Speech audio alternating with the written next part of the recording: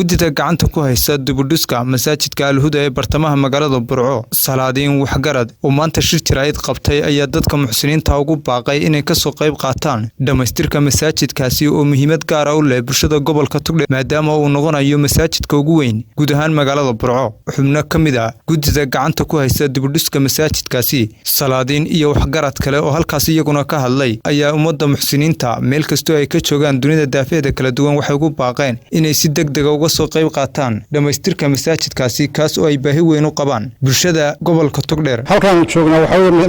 masjid Al-Huda eegas Sheekh Cali Saciid masaajidkan waxa la bilaabay 1961 la dumiyay 2017 bishii 7 ma sha Allah maanta halka u maray waa aragtaan imika waxa u dhiman waxoogay ayaa u dhiman albaabadii muraayadihii marmarkii iyo wixii firshinkii qurqurxintii oo dhan ba masaajidka dhiman marka dadka islaamka waxaan ku codsanaynaa masaajidka wixii ka dhiman inay ka soo qayb qaataan maanta waxaynu haray waxa weeye albaabadii dee lagu xidhi lahaa oo muraayadihii daaqadaha geli lahaa waxaanoo dhiman qurxintii iyo marmarkii intaas aynoo dhiman oo dee dhamaystirkii masaajidka weeyaan marka waxa gogashii baa dhiman marka waxaan doonaynaa inaanu dadka muxsiniinta meel ay joogaanba inay ka soo qayb qaataan oo soo dhamaystiraan oo ay waxa ka qayb qaataan shirkaa weyn waa masaajidka ugu weyn buu noqonaya magaalada maanta Burco. meeshan wadnaana waa meel masaajida oo guri ilaahay oo ilaahay isaga yiri waana masaajida lillahi fala tad'u ma'a allahi ahadan haweeyaan waa meelaha ugu muhiimsan waa meelihii ugu nabigu markuu u haajiray Madiina gurigu dhisay markuu ilaahay masaajid umada u dhisay yani waa masaajid weyn oo mudada sida la sheegay taariikhda hore ee lixdamaadkii ku dhow la bilaabay damaantan meel fiican baan maraynahay isku raacin hawshii maanta waxaanu joognaa masjidka loo yaqaan Al-Huda oo Burco bartamaheeda ku yaala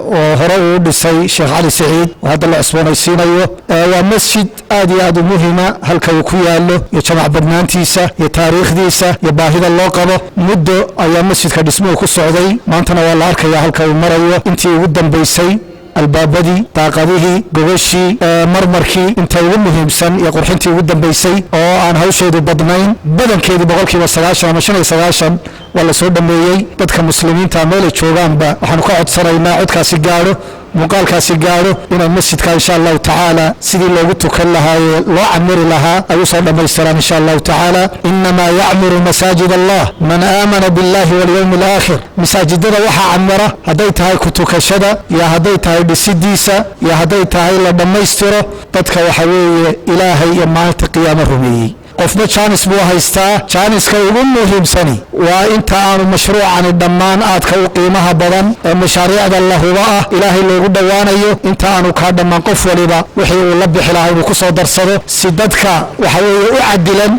jamaca mashaadka u hay'aadka u badnaa waxa weeye ay ugu tukadaan insha Allah taala sida la sheegayna waa masaajid ahmiyadiisa leh marka hore masaajidadu ahmiyad weyn bay leeyihiin islaamka dhexdiisa waxa ahmiyadiisa ku tusaysaa waxa la gashadaa waa sadaqa jaariya weeyaan waa wax qofka bisil oo ahaanaya oo soconaya nabiga sallallahu alayhi wasallam wuxuu yiri maata ibn aadam inqada'a amaluhu qofka ibn aadamka haduu dhinto amalkiisa waa go'aan la bugaagtiisii waxa uu sii soconaya oo kaliya sadaqa jaariya haduu baxsaday sadaqaadka jaariga ayna meelaha ay ugu muhiimsan tahay ee la gashada waa masaajida marka aad iyo aad waxaan u boorinayaa masaajidka inaynu dhameystirano aad iyo aad muhiimad baynu ugu leeyahay qof kasta wax gashadaana de khayrkiisa isaga leh wama tuqaddimu li anfusikum min khayrin tajiduhu inda Allah waxa ilaahay hortiisa sii marsataan ilaahay baa ka helaysan agtiisa ma waaysan marka waxaan ku soo gabagabeynayaa anigu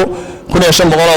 oo aan waalidkii aabo u bixinayno ayaan ku darayaa inta hadda masaajidka iminka masaajidka runtii intii badan way dhisan tahay halka markuu joogana waa marka hadda jala guriga kala baran weeye waa muunadiba hadhay gogoshiba hadhay inta gashay in ku dhow ama in la midaba hadhay maanta dadka muxsiniinta ah ee khayrka shaqaysanaya waxaan ugu baaqaynaa inay masaajidka ka soo qayb galaan inay inta hadhay nala dhameystiraan dadka muxsiniinta ah ee khayrka jecel waxaan ugu baaqaynaa in masaajidka inta ka hadhay wixii ay ku darsanayaan qof waliba ku darsado nabiga kaleey salaatu salaam wuxuu qofkii masaajid wax ku darsada ilaahay subhanahu wa ta'ala maanta loo qiyaamay masaajidka akhjinada waxa uga dhisaya marka waxa weeye waan ugu baaqaynaa dadka muslimiinta ee muxsiniinta ah meel kasta ay joogaan bariga iyo gudaha inay masaajidka dhameystiraan dadkii uu dhalay sheekhi masaajidkan asaasay lixdaniyadii horaanteedii kamidnahay masaajidkan in maanta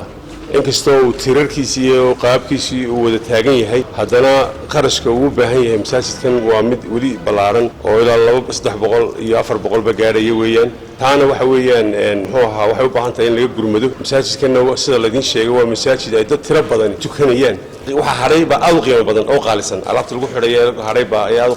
qaalisan marka in laga qayb galo Cabdiraxmaan Trike telefishinka Horyaal magaalada Burco.